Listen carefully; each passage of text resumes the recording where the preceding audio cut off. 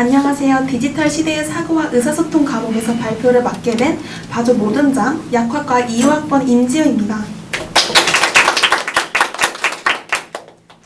이 사진 멋있죠?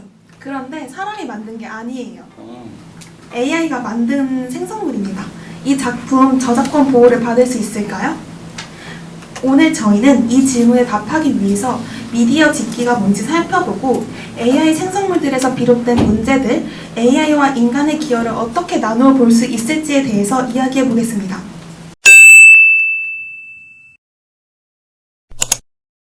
안녕하세요 여러분, 유튜버 K입니다. 오늘의 컨텐츠는 제가 AI를 사용해서 지금 나와 있는 글짓기 대회에서 1등을 거머쥐어 보겠습니다. 과연 AI를 사용하는 게 이 글짓기 대회에서도 먹힐지 구독과 좋아요, 알림 설정 부탁드려요. 안녕! 2 hours later. 안녕하세요 여러분, 유튜버 K입니다. 저는 3시간간의 낮잠을 자고 지금 알바를 하러 왔는데 대출까지 한 2시간밖에 남지 않았어요. 하지만 GPT를 이용하면 2시간 남은 거 문제 없죠. 그래서 지금 GPT한테 짧은 글짓기를 부탁을 했고요. 이렇게 글이 나왔는데 괜찮은 글인 것 같아서 이 글을 정지한 다음에 공모전에 제출해보도록 하겠습니다. 과연 1등 할 수 있을까요? 여러분, 긴급 속보입니다. 결국 제 글이 1등을 하게 됐습니다. 이로써 AI라는 순사람은 바보라는 걸 알 수 있는데요. 여러분도 모두 AI를 사용해서 상금 300만 원을 얻으시길 바랍니다. 안녕!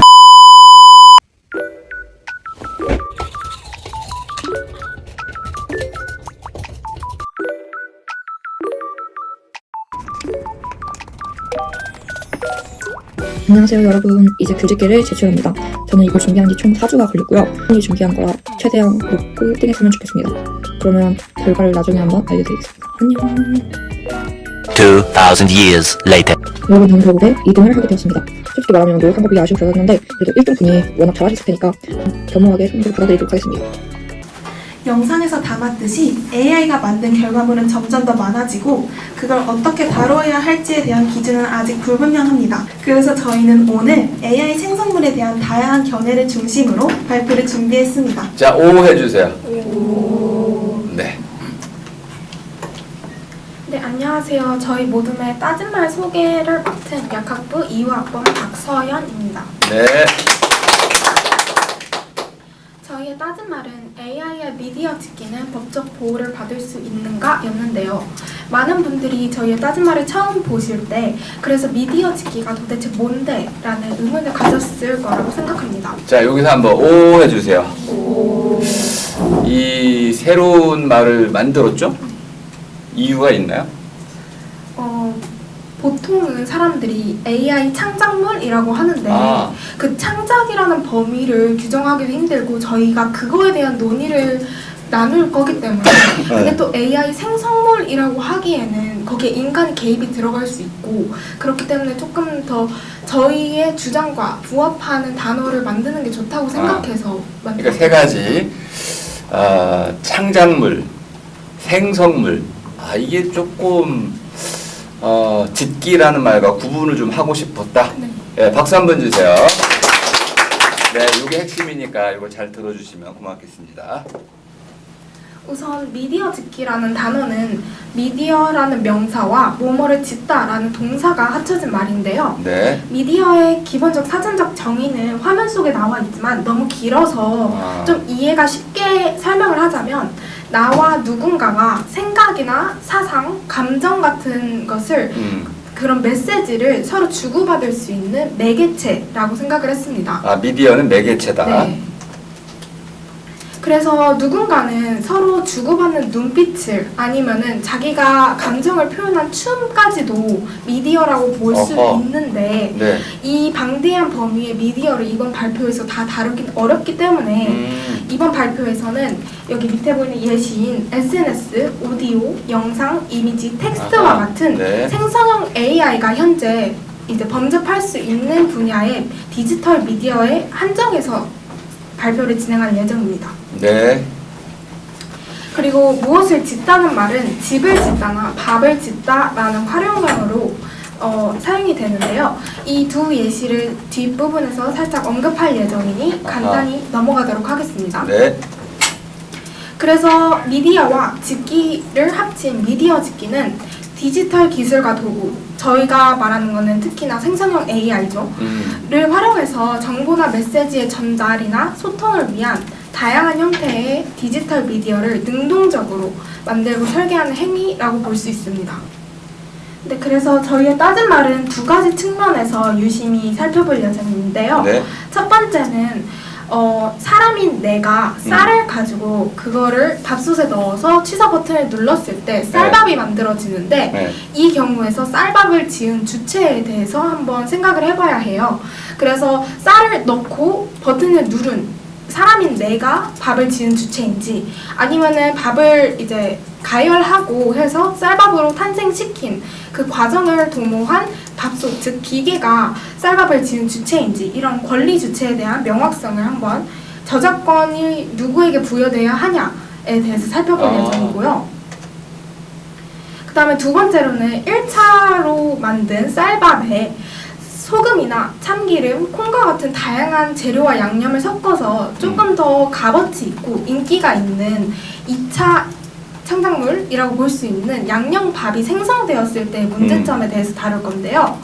이 경우에는 양념된 밥의 금전적 이익이 일부 1차에게 가야 될 금전적 이익이 일부 돌아가면서 1차 창작자가 살짝 저작권 침해와 같은 피해를 입을 수도 있고 아니면은 2차 창작물을 이제 열심히 생성하다 보면은 1차 창작물에 대한 무분별한 변형이 일어나서 조금 부정적인 뉴스가 확산되거나 아니면 잘못된 이제 방향으로 나아가는 등의 문제점이 나타날 수 있어서 이러한 AI의 미디어 짓기가 만들어내는 문제점에 대해서 한번 초점을 맞출 생각입니다. 그러니까 미디어를 만들기보다는 미디어를 활용해서 네. 어떤 콘텐츠를 짓는 거, 네. 이것을 미디어 짓기라고 네. 하겠다. 알겠습니다. 박수 한번 주세요. 네, 안녕하세요. AI 현황과 저작권 정의에 대해서 다룰 영어영문학과 최혜안입니다. 네. 네, 요즘 콘텐츠 산업은 AI 기술의 발전으로 빠른 변화와 혁신의 파도를 맞이하고 있는데요. 특히 저희가 다루는 생성형 AI 기술의 급격한 발전은 콘텐츠 제작 과정에 영향을 줄 뿐만 아니라 저작권과 같은 기존 규범이 변화의 필요성을 부각합니다. 자, 여기 있는 표는 GPT 관련 어플리케이션 개발 현황을 보여주고 있는데요. 보시면 인공지능 카피 생성, 이미지 생성과 같은 미디어 짓기 분야의 개발 개수가 각각 1, 2위를 차지하고 있습니다. 네, 이 다음으로 저희 좋은 소식의 시작이라는 삼성생명의 광고 캠페인 영상을 한번 보고 가실게요. 사람들은 언제 보험을 떠올릴까? 아플 때, 힘들 때, 걱정될 때, 삼성생명은 바꾸고 싶었습니다. 좋을 때 더 좋은 소식을 전해드리자. 당신을 더 건강하게 하는 소식, 노후를 더 풍요롭게 하는 소식, 걱정 없이 즐기며 살 수 있게 하는 소식. 시작합니다. 좋은 소식의 시작. 삼성생명. 네, 이 광고의 배경음악 그리고 광고 내 모든 이미지는 오로지 생성형 AI 기술로만 제작된 것이 이 광고의 특징입니다. 되게 놀랍죠? 네. 이 영상은 유튜브 조회수 780만 회를 넘기면서 아주 큰 주목을 받았습니다. AI 도구를 통하여 촬영 비용도 절감하고 배우 인건비도 절감하면서 그럼에도 오래 기억될 수 있을 만한 영상을 만들어낸 것을 통해 AI가 이제는 상업 영상 제작에도 아주 성공적으로 적용될 수 있음을 보여줍니다. 네, 생성형 AI는 그리고 출판 업계에도 큰 두각을 드러내고 있는데요. 23년 10월 기준 챗 GPT가 저자로 포함된 전자책은 무려 802권에 이릅니다. 교수님도 이제 책을 출판하셔서 알겠지만 책을 기획하고 출간하는 데는 최소 6개월이 걸리지만 이게 한국 기준인가요? 아니면 전 세계 기준? 전 세계 이 책은 원고 작성, 번역, 교정, 편집까지 단 30시간, 기획부터 출간까지는 7일까지밖에 걸리지 않았습니다. 말도 안 되게 빠른 속도예요. 그리고 저희 주제인 AI 미디어 짓기의 법적 보호에 대해서 얘기를 해보려면 저작권에 대해서도 꼭 얘기를 해봐야 되는데요. 일단 대한민국의 저작권법은 현재 저작물은 인간의 사상 또는 감정을 표현한 창작물이라고 정의하고 있습니다. 네.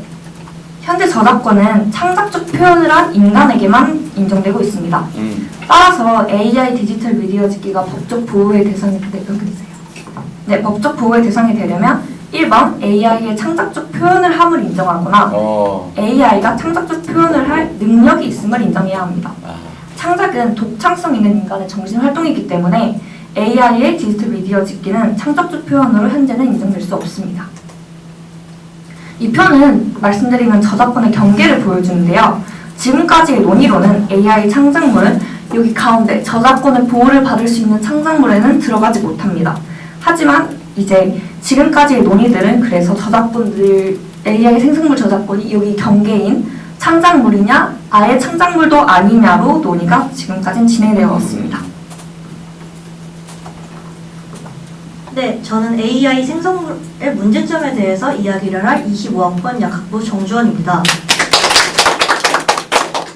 저희는 공정성 위반 그리고 무단 복제를 통한 부당 등 인간의 저작권 침해라는 세 가지 문제점에 대해서 이야기를 할 겁니다. 네. 첫 번째는 공정성 위반에 대한 예시입니다. 2022년 미국에서 디지털 아트 부분에서 1등을 차지한 스페이스 오페라 극장이라는 작품은 AI 미드 전이를 통해 만든 이미지였습니다.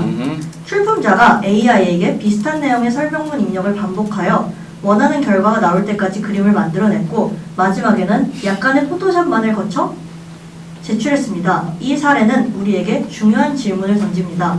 AI 생성 이미지가 인간 창작자의 작품과 함께 경쟁하는 것이 과연 공정한가? 그리고 AI가 만든 작품이 인간의 노력과 창의성을 바탕으로 한 작품과 같은 경쟁선상에 있어도 되는가?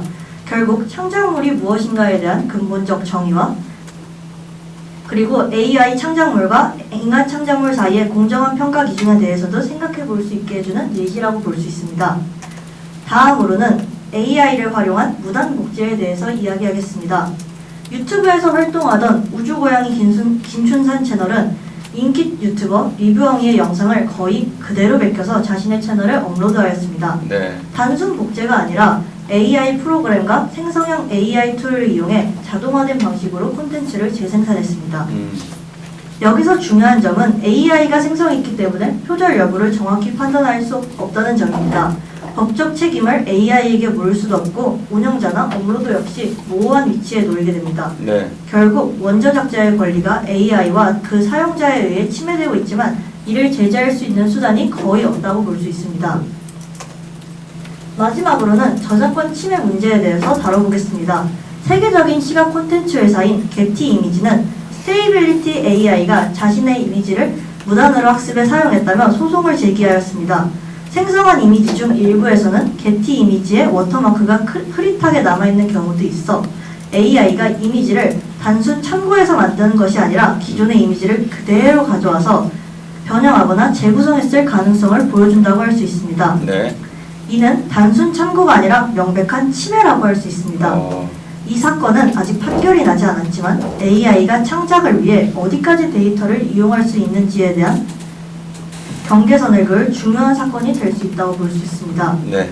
또한 지브리풍 이미지 생성에 대한 논쟁도 있습니다.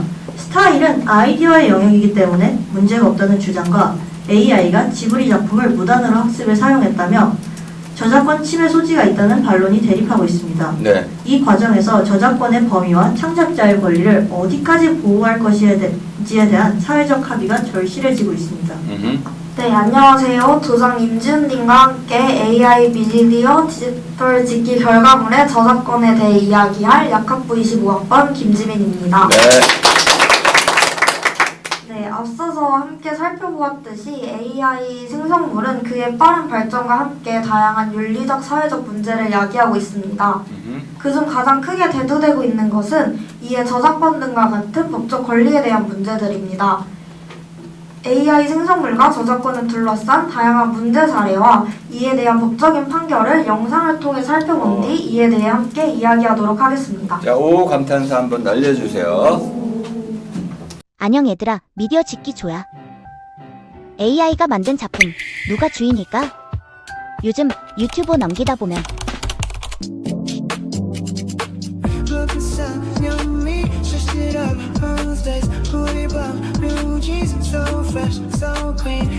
그런 AI 노래 영상 본 적 있지? 네티즌들은 딘이 직접 부른 게 아닌 걸 알지만 AI 노래지만 원곡으로 인식된다. 이게 과연 괜찮은 건가 싶으면서도 듣게 된다. 디니, 앨범을 안 내도 괜찮을 것 같다. 등과 같이 댓글 반응은 우호적이야. 근데 이런 AI 노래, 법적인 문제는 없는 걸까? 총 3가지 법적 사례로 내가 소개해줄게. 1. 등록 거부. 2. 부분 인정. 3. 정면 충돌. 총 3가지야. 첫 번째 사례를 보자. 스티븐 세일러는 자신이 만든 AI 크리에이티비티 머신이 그린 그림인 A 리선트 엔트런스 투 패러다이스를 저작권 등록하려 했어. 그러나 미국 저작권청은 말했지. 기계는 작가가 아니야. AI가 만든 건 공개해라. 보호는 사람 손을 탄 데까지만. 두 번째 사례도 보자. 이번에는 작가가 등장해. 이름은 크리스 카시타노바. 백엔드 개발자로 활동했어. 그녀는 미드전이라는 AI 툴로 그래픽 노블 자리어 오브돈을 만들었어. 텍스트는 자기가 썼고 이미지는 AI가 그려줬지. 결과는 텍스트는 보호, 이미지 저작권은 거절. 법원은 AI가 만든 이미지에는 인간 창작성이 부족하다. 고 봤어. 단순히 툴을 썼다고 저작권이 주어지진 않아. 결국 어디까지가 사람 손인지 그게 중요한 거지. 마지막 사례야. 세 번째는 더 복잡한 케이스야. 톰슨 로이터즈는 자사의 법률 자료를 로스라는 법률 AI가 학습했다며 데이터 무단 수집으로 소송 걸었어. 여기서 문제는 단순한 표절이 아니야. 그걸 학습해서 새로운 답변 생성에 활용했거든. 여기서 핵심 쟁점은 학습 그 자체가 침해냐는 논쟁이야. 데이터를 무단 수집하고 저장한 것에 대해서는 침해 판결. 하지만 그 데이터를 AI에 학습시킨 것과 생성된 결과물을 공개하는 것에 대해서는 침해 유보를 내렸어. 이 세 사건은 모두 AI와 저작권의 경계가 어디까지인지에 대해서 묻고 있어. 하지만 세 번째 사례에서 확인할 수 있듯이 법은 아직 그 경계를 명확히 그리지 못했지. 우리는 이 문제를 어떻게 타개할 수 있을까? 네, 박수 한번 주세요. 네, 다들 영상 잘 보셨나요? 네. 네, 영상에 나온 음성 또한 저희가 AI를 통해 제작을 하였습니다. 네, 영상의 판례들에서는 AI 미디어 짓기의 결과물 중 인간의 개입 없이 AI 기술 홀로 생성한 것에는 그 권리를 부여하지 않고 있습니다. 실제로 저작권은 인간에 의해 최소한의 창의성이 표현된 창작물에만 부여가 됩니다. 미국의 판례에 따르면 저작권의 보호를 받기 위해서는 그 창작물에 인간 특유의 의지, 판단, 의미 부여가 생성 과정에 개입되어야 합니다. 그러나 AI는 알고리즘을 기반으로 데이터를 조합할 뿐 스스로 창의적 판단이나 의도적 선택을 하진 않습니다. 때문에 인간의 개입이 전혀 없었다면 저작권을 인정받지 못하는 겁니다. 네, 더 나아가서 US Supreme Court 케이스에 따르면 인간의 개입이 없었다면 AI의 디지털 미디어 짓기의 결과물을 자연적 결과물로 봅니다. 자연적 현상, 기계적 결과물은 창작성 없이 존재합니다. 때문에 저작권의 보호 대상이 아니라고 말할 수 있습니다. 이러한 이유로 AI의 디지털 미디어 짓기 결과물은 저작권법상 법적 권리의 주체가 될 수 없고 따라서 그 권리를 보호받을 수 없다고 볼 수 있습니다. 네. AI 기술 자체는 AI 생성물의 권리의 주체가 될 수 없다는 것은 명확해 보입니다. 앞서 살펴보신 영상의 사례들에서도 인간의 기여는 저작권적 보호를 받아야 한다는 판결들도 존재함을 알 수 있었습니다.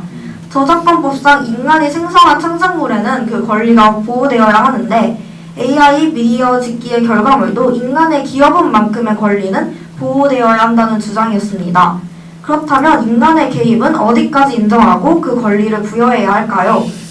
단순한 프롬프트 입력도 인간의 권리라고 볼 수 있을까요? 다들 역전재판이라는 게임 아시나요? 네. 이 논점에 대해 역전재판 형식의 토론을 통해 살펴보도록 하겠습니다. 프롬프트 작성자가 창작의 시작점을 제공하며 AI는 단순히 도구로서 역할을 수행하므로 AI에게 프롬프트를 작성하여 명령을 내리는 행위도 사람의 기여로 인정할 수 있습니다. 프롬프트는 단순 명령이 아닙니다. 사용자는 원하는 결과를 만들기 위해서 단어 선택, 순서, 뉘앙스까지 계산하므로 이는 단순한 입력이 아닌 창작을 위한 기획과 설계 과정입니다. 하지만 결과물에서 표현을 실제로 만든 건 AI입니다. 기획이나 의도가 있었다고 해도 창작에서 가장 중요한 건 표현이고 사람은 그걸 직접 하지 않았습니다. 표현의 주체가 아닌데 창작자라고 할 순 없습니다. AI에게 프롬프트를 작성해 단순히 결과물을 생성하도록 시킨 사람의 기여는 인정하지 않고 그 결과물을 바탕으로 후가공 등의 2차 창작을 한 사람의 기여만 인정해야 합니다. 그 표현은 AI의 독립적인 생성 결과가 아닌 사람의 입력 결과에 따라 완전히 달라집니다. 입력이 바뀌면 스타일도 구조도 다 달라지므로 이건 AI만의 작업이 아닌 사람의 개입으로 만들어진 결과입니다.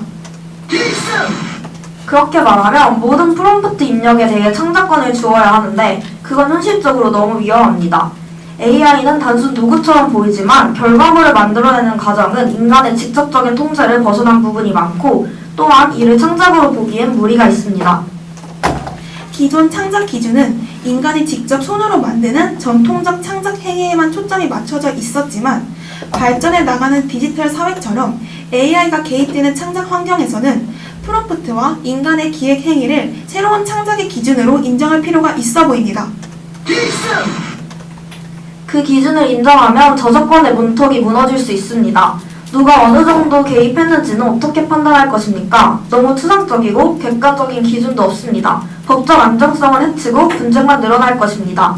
자, 청중 여러분들께서는 어떤 입장이신가요? 1번, AI에게 입력한 프롬프트도 창작의 과정이다. 고로 저작권을 인정할 수 없다. 2번, 입력한 프롬프트로 생성된 결과물은 AI가 만든 것이다. 후가공, 2차 창작만 저작권의 보호를 받아야 한다. 여기까지 프롬프트를 저작권으로 인정해야 하는가? 라는 주제에 대해서 찬반의 의견을 모두 들어보았습니다. 리허설 때 저희가 열린 결말로 끝내는 것이 조금은 답답하다는 의견이 있었는데요. 그래서 저희가 저희 팀원의 의견을 모아봤습니다. 저희는 프롬프트 역시 부분적으로 저작권을 인정해야 한다는 입장입니다. 이에 대해서 더 설명해 보겠습니다. 우선 프롬프트, 즉 AI에게 창작을 지시하는 언어적 입력은 현재 저작권 체계 내에서 법적 지위가 모호한 상태입니다. 하지만 AI를 활용한 창작 과정에서 프롬프트는 단순한 입력과 이상의 창작적 기여를 수행하고 있다는 것이 저희의 의견입니다. 이제 프롬프트가 저작권의 형태로 인정받아야 한다고 주장하는 이유에 대해서 말씀드리겠습니다. 현행 저작권법에서 보호 대상이 되기 위해서는 일반적으로 첫 번째, 인간에 의한 창작, 두 번째, 창의적 표현이라는 조건이 만족되어야 합니다. 첫 번째 조건인 인간에 의한 창작은 인간이 프롬프트를 생성하는 것으로 충족되고요. 두 번째 조건인 창의적 표현이 관건입니다. 왜 프롬프트가 창의적 표현일까요? 프롬프트는 단순한 키워드를 넘어서 문체, 톤, 형식 등을 세밀하게 조율하여 AI의 출력을 유의미하게 좌우합니다. 예시를 들어보겠습니다. 왼쪽 사진은 제가 챗GPT에게 빗속에서 달리는 여자라는 프롬프트를 제시한 사진이고, 두 번째 사진은 빗속에서 달리는 단발머리 여성, 비에 젖은 도심 속에서 우산을 쓰지 않고 회색 코트, 시네마틱 등 다양한 요소를 추가한 프롬프트입니다. 박수 한번 주세요. 이 두 프롬프트는 모두 여성이 비 오는 거리에서 달린다는 공통점이 있지만 표현 방식과 결과물은 전혀 다릅니다. 후자는 구성, 분위기 설계에 창의성이 개입되어 있다는 점에서 표현의 다양성과 창작성이 명확하게 드러납니다. 또한 2023년 구글 딥마인드는 동일한 모델이라도 프롬프트 구성에 따라서 완전히 다른 결과가 산출된다고 명시했습니다. 지금까지 저작권법이 요구하는 바, 즉 창작성을 프롬프트가 충족하고 있다는 점에 대해서 말씀드렸습니다. 이론적인 개념을 넘어서 이 창작성은 실제 시장에서 노동과 직업으로 보상받고 있습니다. 예를 들자면 저희가 설명드린 이러한 고차원적 프롬프트 작성을 담당하는 전문 직군인 프롬프트 엔지니어는 이미 산업계에 존재하고 있습니다. 네. 이 존재는 프롬프트가 전문적 기술과 창의적 기획 능력을 요구할 수 있다는 것을 알립니다. 따라서 저희는 프롬프트가 단순한 명령어가 아니라 창의성과 기획력이 반영된 하나의 표현 방식이라고 봅니다. 법적 요건도 일부 충족되고 산업 현장에서도 그 가치를 인정받고 있는 만큼 일정 수준 이상의 프롬프트에는 저작권 보호가 부분적으로라도 적용되어야 한다는 것이 저희의 입장입니다. 발표 마무리하겠습니다. 오늘 저희 발표를 통해 AI가 만들어내는 미디어 짓기, 즉 디지털 창작의 영역에서 발생하는 법적, 윤리적 문제들을 살펴보았습니다. AI 자체가 창작자로 인정받기 어렵고 결국 인간의 기여가 어느 정도 반영되어야만 저작권 보호가 가능하다는 점이 중요했습니다. 하지만 프롬프트 같은 인간의 간접적인 개입에 대해서는 아직 명확한 기준이 없으며 이에 대한 사회적, 법적 논의가 계속되어야 할 것입니다. 결국 AI와 인간의 역할 경계를 명확히 정하고 그에 맞는 권리와 책임 체계를 만드는 것이 앞으로 우리 사회가 풀어야 할 과제입니다. 경청해 주셔서 감사합니다. 네. 마지막 부분, 프롬프트 부분에서 아주 열기가 뜨거웠는데요. 청중분들도 상당히 갈등이 심했을 것 같습니다. 자, 그럼 이제 심사위원들께서 어떻게 들으셨는지 총평부터 한번 들어보겠습니다. 안녕하세요. 저는 총평을 맡은 약학부 2호학번 고은채입니다. 네. 우선 최근에 지브리품이 되게 화제가 되었었고 이에 대해서 창작이냐 맞냐 아니냐로 논란이 굉장히 핫했었던 걸로 기억하는데 네. 그런 걸 반영해서 주제를 선정했던 점에서 굉장히 요즘을 잘 반영한 주제라고 생각을 했습니다. 또 발표를 시작할 때 바로 따진 말을 언급하고 발표를 시작하기보다는 문제의식을 제기하고 질문을 던지는 형태로 새롭게 시작했다고 느껴서 되게 참신하다고 느꼈습니다. 또한 그 영상을 하나 만드신 걸 넣으셨는데 영상이 되게 재밌었다고 느꼈어가지고 되게 좋은 도입부라고 저는 생각을 했었습니다. 또 미디어 짓기라는 새로운 개념을 밥을 짓는 행동을 통해서 비유했던 점이 좀 AI 미디어 짓기가 처음에 들었을 땐 좀 그러니까 직설적이긴 하지만 뭔지 잘 이해가 안 됐었는데 그 비유를 통해서 더 잘 이해할 수 있었다고 생각을 합니다. 네. 또 되게 많은 사례를 가지고 와주셨는데 저도 발표를 준비해봤지만 사례를 찾는 게 엄청 쉬운 일만은 아니었는데 굉장히 다양한 사례를 가지고 와주셔서 논리를 정리하는 점에서도 더 이해가 더 잘 될 수 있었던 부분이라고 생각합니다. 네. 또 발표를 딱 그 발표 형식만 사용하지 않고 살짝의 그 토론 형식도 사용했던 점이 발표의 몰입도를 오히려 높일 수 있었다고 생각을 합니다. 또 딱 사소할 수도 있는데 발표자 전원이 모두 다 약간 발음이 되게 또박또박 해가지고 듣는 입장에서도 굉장히 좋았습니다. 다만 조금 아쉬웠던 점이 있었는데 발표자분들의 시선이 교수님을 특히 많이 향해서 청중들을 많이 향하지 않았던 점이 조금 아쉬웠습니다. 네. 그리고 종합적으로 보자면 좀 창의적이고 좀 구성력이 뛰어나서 특히 팀워크가 좀 돋보일 수 있었던 발표라고 생각합니다. 그리고 질문이 하나 있는데 질문은 좀 이따가 하겠습니다. 네. 네, 총평이 끝났습니다. 박수 한번 주세요. 자기소개부터 좀 해주세요. 네, 안녕하세요. 약학부 2학번 조현진입니다. 네.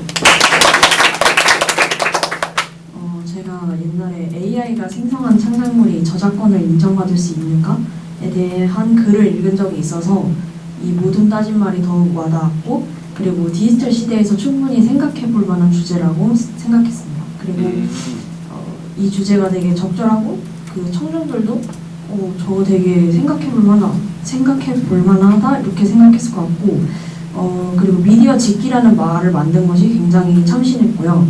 또 이게 좀 추상적이잖아요. 미디어 짓기라는 말이. 근데 밥 짓기에 비유해서 밥을 그 밥솥이 지었는지 사람이 지었는지 이런 것처럼 미디어도 AI가 만들었는지 사람이 만들었는지 이렇게 비유해서 더욱더 이해가 잘 되었습니다. 그리고 발음이 좋아서 발표가 전달력이 좋았고 PPT를 잘 만들어서 내용이 한눈에 잘 들어왔습니다. 그리고 영상을 재미있게 만드셔가지고 발표가 지루하지 않았고요. 또 역전 재판 형식을 이용해서 토론에 더 몰입이 잘 되었습니다. 그리고 팀원들끼리 역할 분배가 잘 이루어졌다고 느꼈고 팀원들 모두가 이제 발표 내용에 대한 이해도가 높다고 생각했습니다. 네. 그리고 아까 그 역전 재판에서 청중에게 질문을 하셨잖아요. 그래서 그 부분에서 청중들이 그 모든 따진 말에 대해서 생각해볼 수 있는 기회가 되지 않았나요? 그래서 청중과의 호응도 되게 좋았다라고 말했습니다. 네. 그러면 그 광고와 책과 같이 AI 창작의 긍정적인 점을 주로 언급하셨는데 이렇게 AI 생성을 바탕으로 광고와 책 같은 대중 매체를 만들게 된다면 개성이 부족해지고 비슷한 형식과 답변만 나오는 그런 대중 매체의 획일화를 초래할 수 있지 않을까요? 박수 한번 주세요. 이 질문은 생각보다 엄청 예리한 겁니다. 왜냐하면 기존에 이제 AI 연구자들이 반복을 많이 해봤어요. AI가 사람보다 생산 속도가 빠르기 때문에 결국 현재 50% 정도 인터넷상에 올라오는 영상물의 50% 정도는 AI가 만들고 있는데 이 AI의 생산물을 가지고 AI가 또 학습을 해요. 이랬을 경우 과연 어떤 효과가 나타나는지를 계속 연구해 왔는데 놀랍게도 독창성이 크게 훼손된다 라는 결론에 이르고 있습니다. 지금 그걸 지적을 해 주신 건데요. 획일성이란 말로 질문을 해 주셨는데 아주 중요한 질문이었기 때문에 잠깐 부연 설명을 했습니다. 네, 좋은 답변 부탁드릴게요.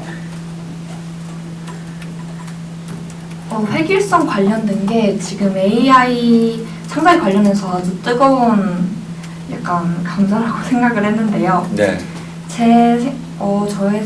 저의 생각은 일단 이런 문제들은 저희 아까 프레젠테이션에서 발표했던 그 비 오는 여자 그 예시를 약간 사례 하나로 들 수 있을 것 같은데요. 그것처럼 AI에게 중요한 부분을 만약 전부를 맡기게 된다면 획일화가 충분히 일어날 수 있다고 생각합니다. 하지만 저도 영상을 이번에 편집하면서 프롬프트 같은 게 다양하게 준비되어 있었는데 그 중에서도 세부적으로 디테일을 조절할 수 있는 여건이 충분히 있었거든요. 그래서 이렇게 전부를 AI에게 돌리면 비슷한 형식, 쇼츠에서 많이 공유되는 형식이 나올 텐데 그 속에서도 제가 사소하게 조절하고 그리고 여러 가지 입력어를 주면서 영상이나 창작물을 제작하게 된다면 충분히 획일화해서 좀 탈출할 수 있지 않을까 생각을 했습니다. 네.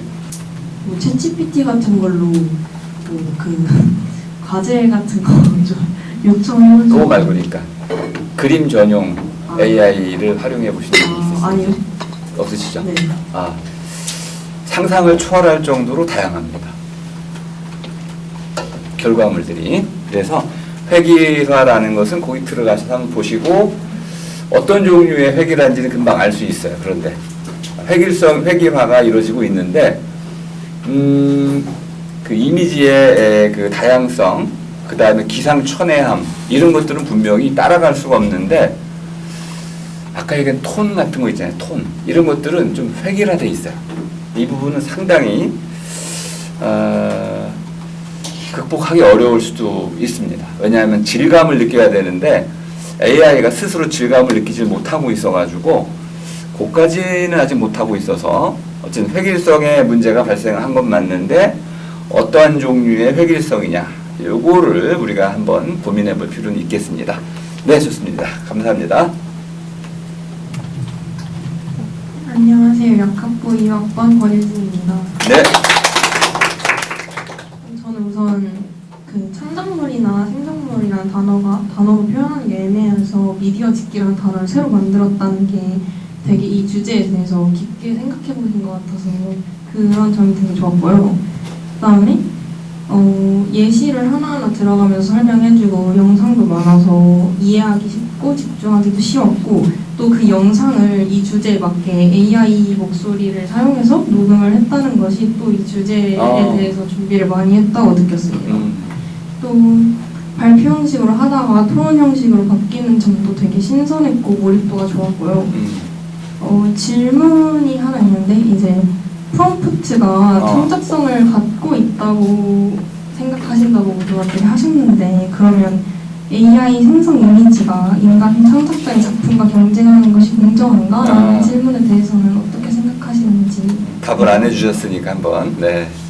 인간 창작자랑 경쟁하는 게 저는 공정하지 않다고 생각하는데 일단 들이는 시간과 노력부터가 다르기 때문에 그러면 안 된다고 생각을 합니다. 예를 들어서 제가 작품 하나를 만들 때 뭐 10개 중에 하나를 선택하고 싶은데 제가 직접 10개를 그리려면 10개를 그리는 하나당 1시간이 걸린다고 해도 총 10시간이 걸리는데 AI는 그냥 버튼만 누르고 제가 기다리기만 하면 제가 예를 들어서 그 시간 동안 요리를 하고 있든 다른 일을 하고 있어도 AI가 다 만들어주기 때문에 시간 자체가 비교가 될 수 없고 또한 들이는 노력도 비교가 될 수 없기 때문에 저는 같이 경쟁을 하면 안 된다고 생각을 하고요. 또 그 다음에 인간은 그 창작을 하면서 자신의 이런 생각 같은 거를 여태까지 배웠던 걸 소모를 하는 느낌인데 AI는 그냥 제가 이거 만들어줘 그러면은 그냥 인터넷에 있는 것 중에서 이렇게 잘 편집을 잘 해가지고 자기가 만드는 거기 때문에 사람과 AI는 다르다고 생각해서 같이 경쟁을 하면 안 된다고 생각을 합니다. 물론 근데 AI 자체를 경쟁에서 활용하지 말아야 되는 건 아니고 아예 AI를 사용해도 되는 부분을 따로 만들어서 AI를 사용해도 되는 부분, AI를 사용하면 안 되는 부분을 만들어야 된다고 생각합니다. 박수 한번 주세요. 지금 이 답변 아주 훌륭합니다. 바둑계에 어떤 일이 있었냐면 AI와 그 사람이 바둑을 더 가지고 이세돌이 졌어요. 근데 이세돌이 진 것만 아니고 인류 가운데 누구도 알파고를 이길 수 있는 사람이 없죠. 근데 이걸 어떻게 할 것이냐의 고민 가운데 공정성 문제를 지금 질문하시죠. 이게 굉장히 좋은 질문이에요. 그러면 사람과 AI가 한 편을 먹으면 되지 않을까? 팀을 AI와 사람. 근데 이 AI가 꼭 오픈 AI일 수도 있고 구글일 수도 있고 하니까 어떤 AI인지 상관없이 AI와 사람이 한 팀을 이뤄서 바둑대회를 한다면은 좋지 않을까? 또는 사람이 한 번 두고 AI 한 번 두고 번갈아 가면서 두는 방식으로 할 수도 있고 지금 제안해 주신 건 굉장히 좋습니다. 공정성이라는 것은 똑같은 기회를 주면 되는 거잖아요. 그러니까 사람이 할 수 있는 부분은 사람이 하고 AI가 할 수 있는 부분은 AI가 해서 참여시킬 수 있으면 참여시키고 배제할 경우는 배제하고 이렇게 한다면은 공정성 문제는 좀 해소되지 않을까. 이 답변 아주 훌륭해가지고 제가 좀 부연 설명을 해드렸습니다. 감사합니다. 좋은 질문이었습니다. 예. 저도 혹시 살짝 말을 예, 먼저 하시죠. 드릴까요? 제가 이번 학기 수업 중에 교양 수업이 하나 있었는데 이제 중간고사 대체 과제로 이제 레포트를 하나 작성을 해야 했어요. 근데 주어진 주제에 대해서 글을 쓰는 건데 거기서 그 교양 교수님이 어떻게 구성을 하셨냐면 A 원문을 챗GPT 같은 AI를 참고해도 가능하니 A 원문을 쓰고서 B 원문을 따로 마련해서 거기에다가는 AI를 참가하지 않은 그 A 원문을 바탕으로 한 자신의 생각만을 넣어서 이제 과제를 구성하라라고 얘기를 하셔서 그렇게 수행을 했었거든요. 그래서 이렇게 AI가 사용되는 범위와 안 사용되고 저희 인간만 개입할 수 있는 범위를 규정하는 것이 엄청 저도 주원님 의견에 동의하는 바라고 한번 얘기하고 싶었습니다. 네, 박수 한번 주세요. AI에 대한 두려움보다는 어떻게 공정하게 사용할 수 있을지 이걸 고민하는 것이 좀 더 올바른 방향인 것 같습니다. 네, 좋습니다. 그 다음 질문으로 갈까요? 네. 네, 저는 자유전공학부 전예린이라고 합니다. 네.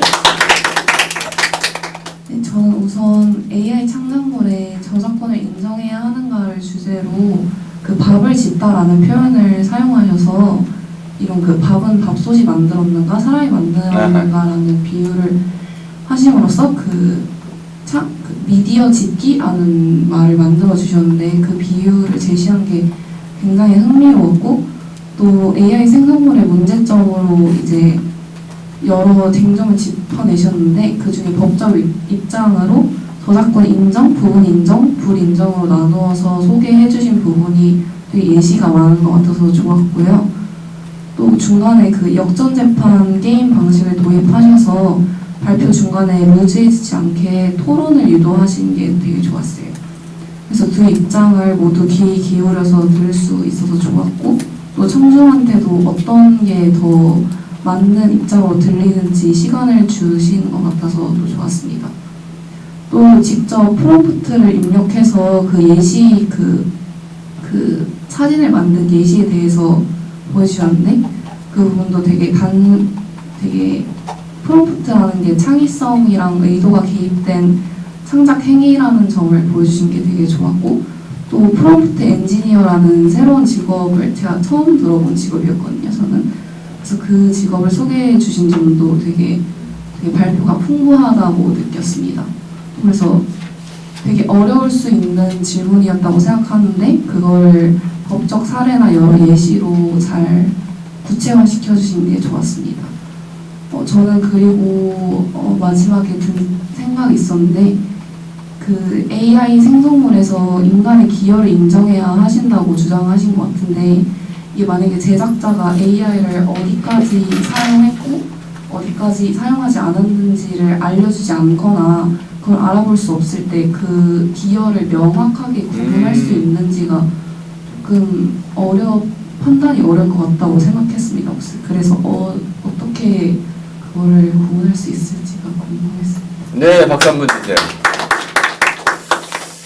찬성팀, 이제 발표팀의 취지를 받아들였습니다. 프롬프트 엔지니어 직업까지 생겼으니까 그 인정을 해줄 텐데, 혹시 숨기는 사람들이 있으면 어떻게 될까요?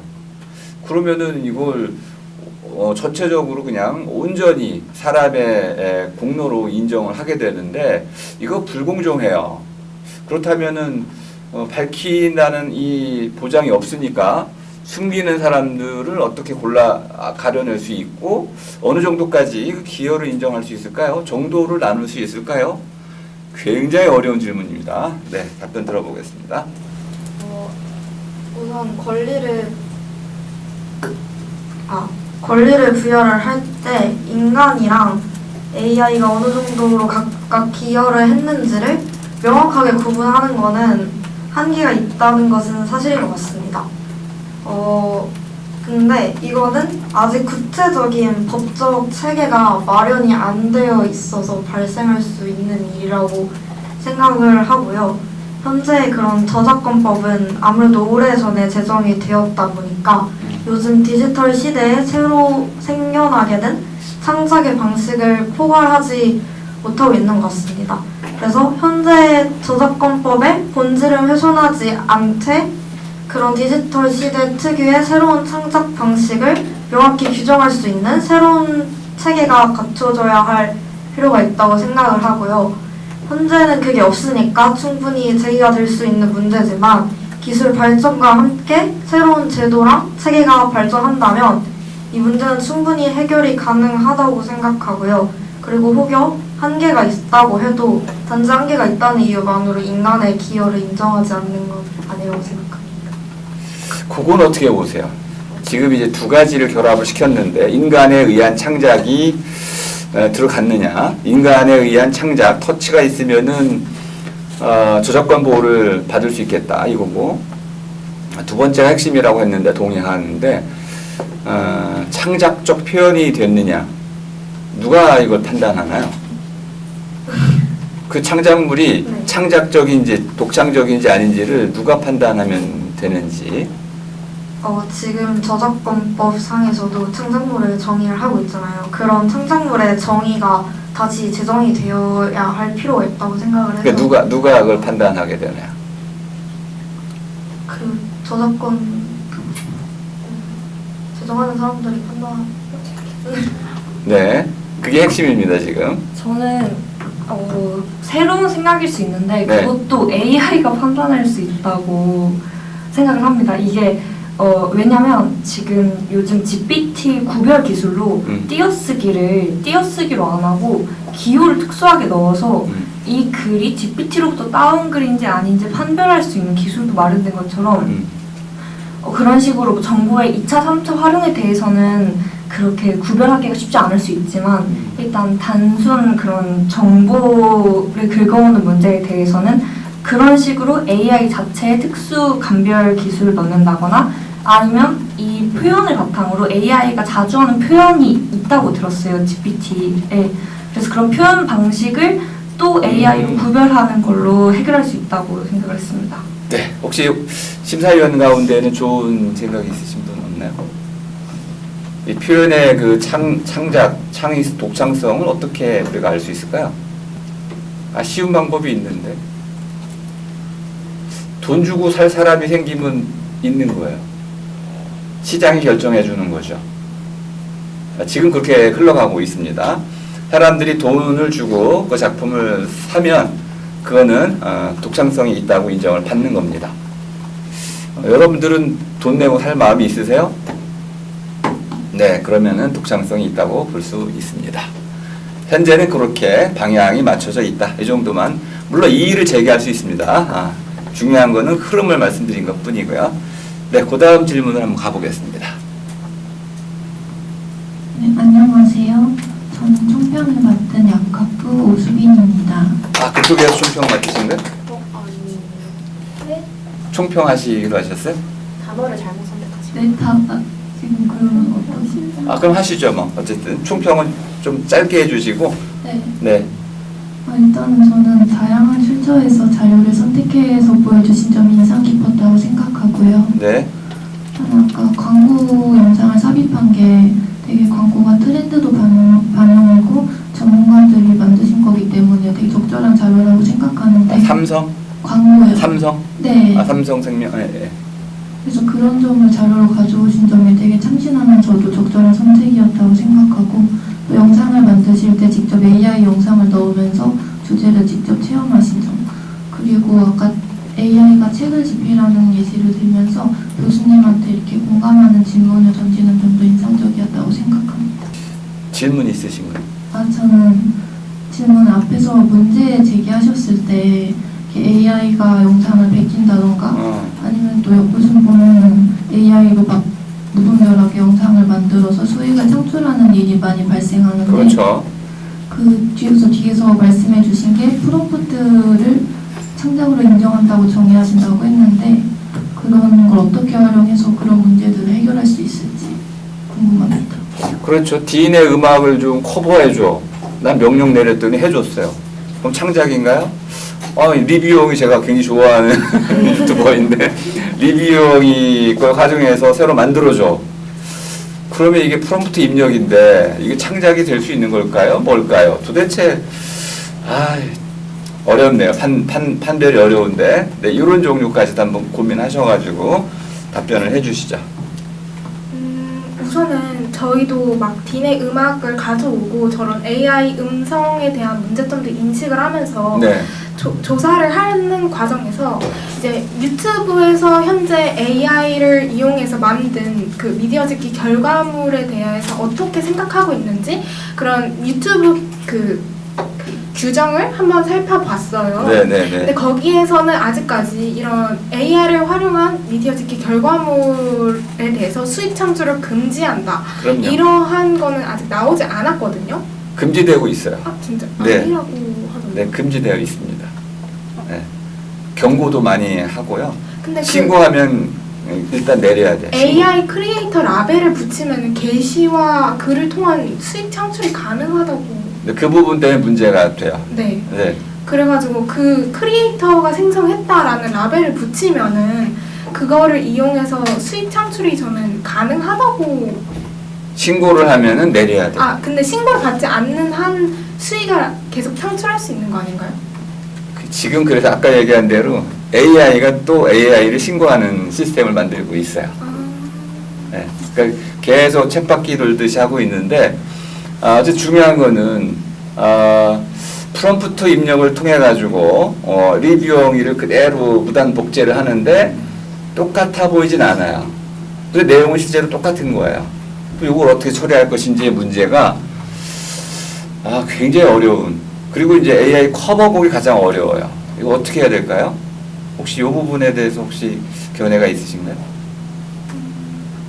근데 우선은 수익 창출이 금지된다는 것 자체가 그 영상 업로더에게 영상을 활발하게 변형하고 그거를 업로드할 구실을 조금 줄이지 않나 싶은데요.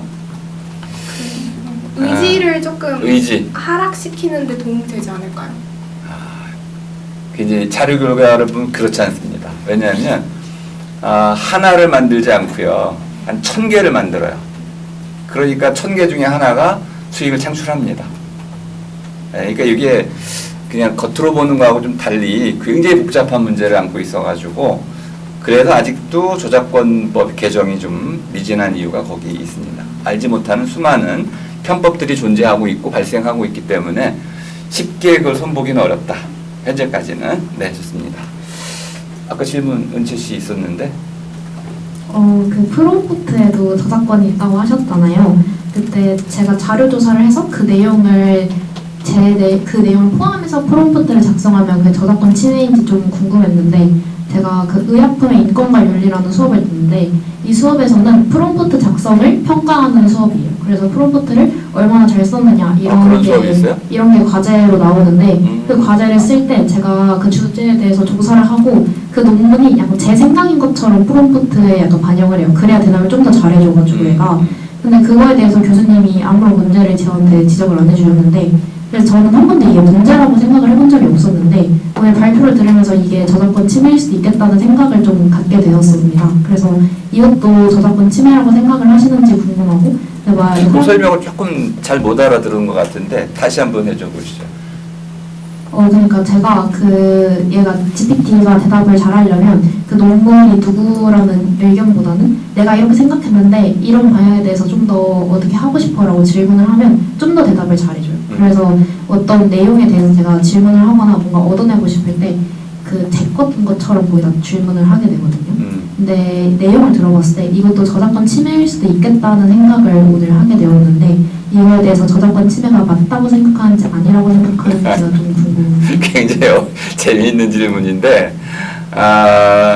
프롬프트 입력이 저작권 보호를 받아야 한다라는 주장을 받아들이면 어떤 일이 발생하냐면 프롬프트를 표절하는 수가 있다는 거예요. 그러면은 남의 프롬프트를 가져와가지고 하거나 또는 이미 발표된 논문 속에 있는 내용을 가져와가지고 마치 내 것인 양 포장해가지고 AI를 속여서 이건 내 생각이야. 그러니까 너 거리낌 뭐 그런 거 레그 같은 게 있는데 그 객관적인 자료 이런 검색할 때 너무 고민하지 말고 걱정하지 말고 내 생각이니까 자유롭게 좀 얘기해줘 이렇게 해가지고 의도적으로 좀 더 사적인 또는 개인적인 답변을 받아냈을 경우 프롬프트 자체가 좀 불순해 보이는데 이 경우는 어떻게 처리할 거냐 이런 거네요. 질문이 아주 어려우면서도 흥미롭습니다. 누가 답변을 좀 할 수 있을까요? 저작권은 기본적으로 아이디어를 통한 표현을 보호 대상으로 보고 있다고 생각하는데요. 논문의 내용을 바탕으로 그걸 그대로 생각 못 해봤는데. 그대로 옮겨 적으면 문제가 될 수도 있지만 그걸 이제 은채님의 판단 하에서 본인이 재구성한 것에 대해서는 크게 문제를 못 느끼겠습니다. 다만 그 프롬프트가 저작권으로 보호받기 위해서는 그 해당 논문에 참고했다는 내용을 넣어야 될 것 같습니다. 저도 생각해 본 적이 없는 문제라. 네. 살짝만 구체적으로 설명하자면 시간 아니요. 꼭 답변하시고. 왜냐면 프롬프트를 그렇게 논문을 활용해서 질문을 할 수 있다는 능력 자체가 저희는 프롬프트 활용 능력의 일부분이라고 생각을 하거든요. 그러니까 그것도 직접 논문을 찾으셔서 이렇게 해야 GPT가 잘 알아먹는구나를 본인이 느끼시고 이걸 본인의 그런 판단 하에 그 논문을 적절하게 활용을 하신 거니까 그런 부분에 대해서는 합법적으로 활용 능력이라고도 볼 수 있을 것 같아요. GPT 속이는 것도 능력이다. 좋습니다. 은채 씨 한 2분 정도 청중의 질문을 좀 받아보겠습니다. 네, 자기소개부터 좀 해주시고요. 안녕하세요. 약학과 25학번 금가원입니다. 네. 저는 이제 인간이 AI 생성물에 대한 저작권을 인정받는 거는 인간이 직접적으로 개입한 부분에 한정된다는 입장이신 것 같은데 인간의 개입을 최소한으로 하고 전적으로 이제 AI가 창작한 그런 결과물에 대해서는 인간이 아무런 권리 없이 그냥 책임만을 떠맡는 게 조금 모순적이지 않나 싶어서 질문드립니다. 다시 질문 이해하셨어요? 정확히 이해가 안 되는 것 같아요, 제가. 이제 입장이 인간이 AI 생성물에 대해 저작권을 인정받는 거는 인간이 직접적으로 AI 생성에 개입을 한 부분에 한정된다고 하셨는데 이제 AI가 전적으로 좀 많이 개입을 하고 인간이 거의 손을 대지 않는 그런 결과물에 대해서는 인간이 권리를 지닐 수는 없고 책임만 떠맡아야 되는 게 약간 모순적이지 않나 하고 질문을 드렸습니다. 답변을 좀 먼저 해주시고요. 나름대로 좀 이해한 게 있는데 혹시 잘못 이해했을 수도 있어가지고. 네. 그 권리와 책임이 보편적으로 함께하는 것은 맞지만 이 케이스가 조금 별도의 케이스라고 생각하거든요. 그 권리가 뭔가 창작에 대한 보호 정도로 이해할 수 있다면 그 책임은 뭔가 안 좋은 악행위에 대한 보호 및 규제 정도로 바라볼 수 있을 것 같아요. 그래서 사람이 AI를 뭔가 활용하는 과정에서 피해가 생겼다면 사람이 책임지는 게 맞고 그 생성물 자체는 그 독립적인 막 그런 권리 주체가 되지는 못하잖아요. 그래서 책임도 직접 지지 않는 것이 맞다고 생각합니다. 저는 약간 질문을 어떻게 이해했냐면 프롬프트 엔지니어가 있을 경우 이분이 뭔가 생성을 했어요. 그런데 이 생성의 결과물에 대해서 어떤 권리도 보장을 못 받고 있는데 다만 이것이 유통이 되는 가운데서 이거에 대한 다양한 법적 책임을 엔지니어가 짊어진다면 이 사람은 아무 권리도 못 받은 채 법적 책임만 지금 짊어지게 됐으니까 이건 부당해 보인다는 질문으로 이해를 했어요. 네, 그렇죠. 자, 그렇다면 이렇게 볼 수 있겠네요. 여러분들이 이제 프롬프트를 자유롭게 써가지고 뭔가 아까 그 빗속의 여인을 그려냈어요. 그래도 재미있죠, 이게 뭐. 재미있어가지고, 이걸 가지고 내가 돈을 벌 생각은 없었어요. 근데 이걸 가지고 과제를 했더니 교수님이, 이야, 표절이야 해가지고 F를 줬어. 그러면 이 책임은 누가 져야 되나요? 프롬프트 명령권자가 지는 건가요? 아니면은, AI가 줘야 되는 건가요? 아마 그런 질문인 것 같습니다. 네. 네. 그 프롬프트가 이미 저작권으로 보호받고 있는 중인데 사용하는 사람이 그걸 모르고 그 프롬프트를 사용해서 문제가 생겼다는 말씀이신가요? 아니죠. 저렇게 비 오는 여인을 그려줘라고 했는데 그 결과물이 알고 봤더니 뭐 이상한 여러 가지 결과를 거쳤더니 표절이야. 그랬을 경우 나는 표절하라고 명령한 적이 없는데 거꾸로죠, 그죠? 프롬프트를 입력한 사람이 입력을 했는데 결과물은 표절물로 나왔는데 난 몰랐어요. 공표를 했어요. 과제물로 제출했는데 교수님이 표절이라고 판단을 했어요. 그래서 F를 받았어요. 그러면 누구 책임이죠? 이런 질문인 겁니다. 근데 저는 그거는 프롬프트를 작성하고 그걸 AI한테 시킨 다음에 그 나온 결과물을 자기가 검토하지 않은 부분에서 책임이 좀 있다고 생각하는데요. 저희가 일반적으로 과제 리포트를 써서 학교에서 제출을 할 때도 분명 표절 검사기를 미리 돌리고서 이제 제출을 하고서 그게 안전하다는 판단 하에 제출하는 거잖아요.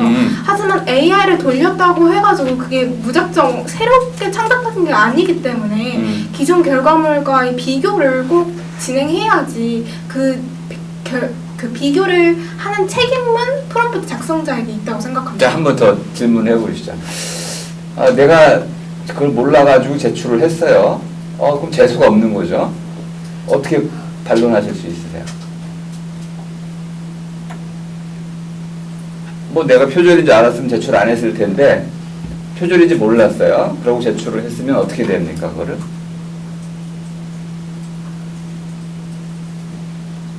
그때도 AI를 활용해서 결과물을 만든 사람이 책임져야 된다라는 게 지금 발표 모둠의 생각인데 동의하시나요? 네, 좀 받아들일 수 있는. 네, 박수 한번 주세요. 이게 건전한 상식에 따른 결론입니다. 이걸 여러분 받아들이실지 모르겠는데, 네, 전 훌륭한 결론이라고 생각합니다. 자, 한 분만 더 질문을 받아보죠. 학부 2학번 이세은이라고 합니다. 네. 프롬프트마다 결과가 다른 게 사람의 창작 창의성이라고 말씀하셨던 것 같은데 네. 그 결과가 다르다는 거는 AI 덕분이 아닌가에 대해서 질문을 드리고 싶은데 다시 AI 그러니까 A 프롬프트마다 결과를 다른 게 AI 사람의 창의성이 아니라 AI 덕이지 않을까.